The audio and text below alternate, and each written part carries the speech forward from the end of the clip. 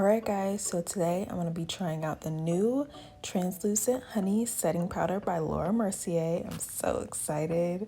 First I wanted to show you what it looks like next to the regular translucent setting powder. So as you can see, it's much more yellow in tone than the original.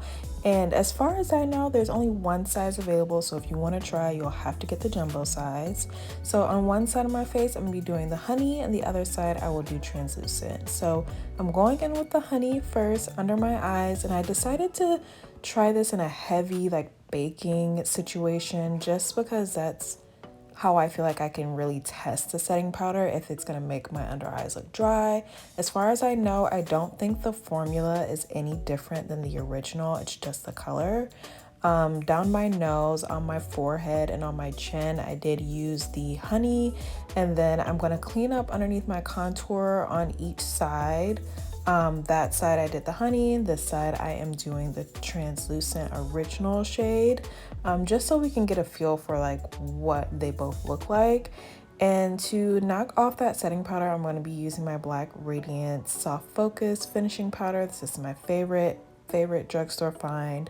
And first like results, like I don't know, like I feel like it looks nice, but I don't feel like it looks that much different, if you ask me, than the original.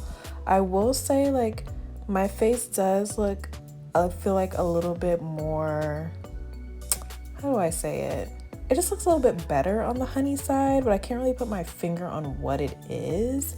I do feel like the translucent side, I am looking a tiny bit ashy, but for the most part, I personally can't really tell which side I used either of them on.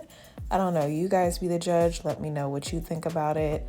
Overall, I mean, you guys know I love the Laura Mercier setting powder. I love the formula. It was my tried and true setting powder for so many years, so I'm not upset about it at all. And I've been waiting for some sort of new formulation of the setting powder to come out, so I'm not mad at it.